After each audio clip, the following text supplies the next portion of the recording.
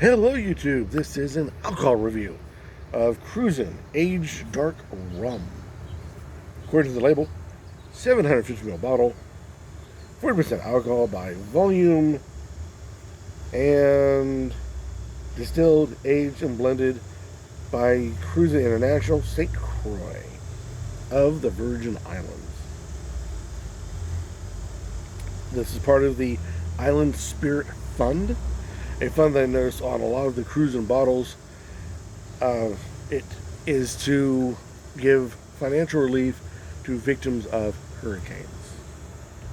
So, good on you guys. Aluminum top, spin down top, type top bottle top. And there we go. Make sure the critters don't knock it over, which are fewer and fewer critters.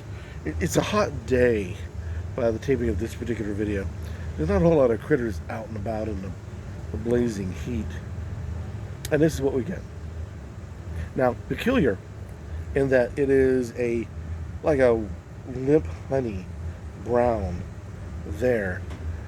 And from what I can tell on your guys' side, it's also a bit of a weak brown toffee, a watered down toffee.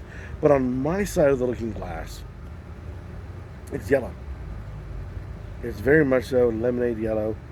On the edges, it is watered down toffee.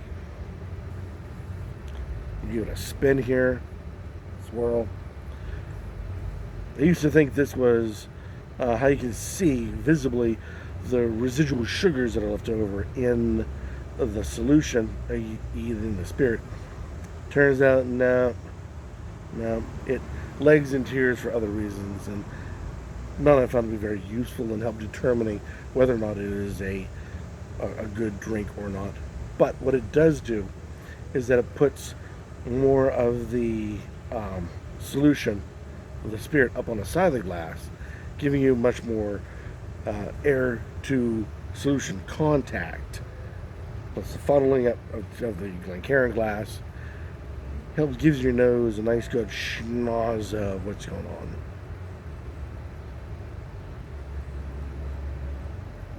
It wants to bite. It wants to burn.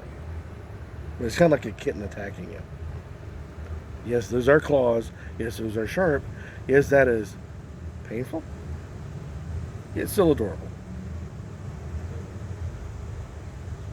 I get a little bit of banana, lots of orange, lots of lemon, hints of vanilla, a dash of cinnamon at best, but mostly vanilla, which kind of ties it all together. But all in all, a very light, dare I say, weak nose to it. Pleasant, but rather light.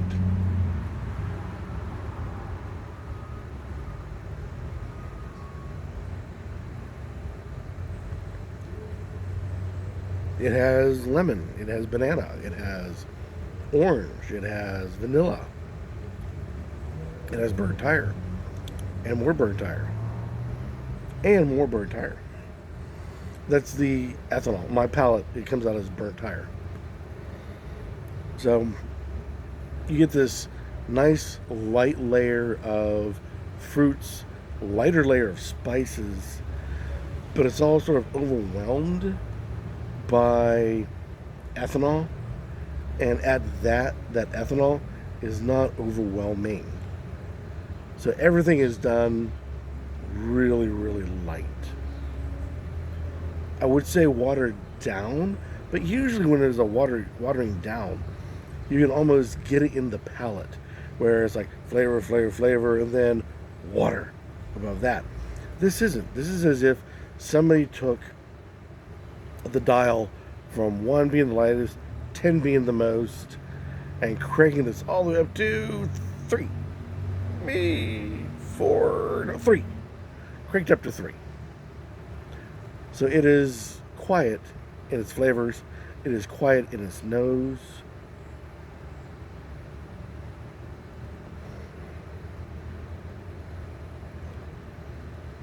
If you add an ice cube to it to help shave off any edges, which good luck in finding those edges, you're just going to get mud. So as a standalone, I would not at this level. If this was, say, winter, I'm like, oh, this is a great summer sipper on the beach where it's extremely hot. At the end of the day, you want something really. Yes, at the end of the day, you want something light. This is too light. It's nice. It's pleasant. It's too light. So, having it neat, I think, in my opinion, it falls short of the line. Putting this in a cocktail, I think, would really give it its place to shine. It's too weak, it's too small, it's too, dare I say, inept to stand alone in a glass all by itself. It needs a friend. Now, also like a dark and stormy. It depends on what you're shooting for. And I think somebody who really knows their cocktails out there would find this to be, at first, annoying because it's not really participating all that well. But I think once you get used to the level of flavor this particular rum brings to the fight, then I think you can go really well, really far mixed in with this stuff, because it doesn't want to overwhelm anything. I had this in several different cocktails, and nowhere did I lose anything other than it itself start to fade away. As a matter of fact, one cocktail, I didn't finish it fast enough, and literally the water from the ice just pushed it off the stage. And that was that. Some of the other flavors remain, but this little guy was long gone.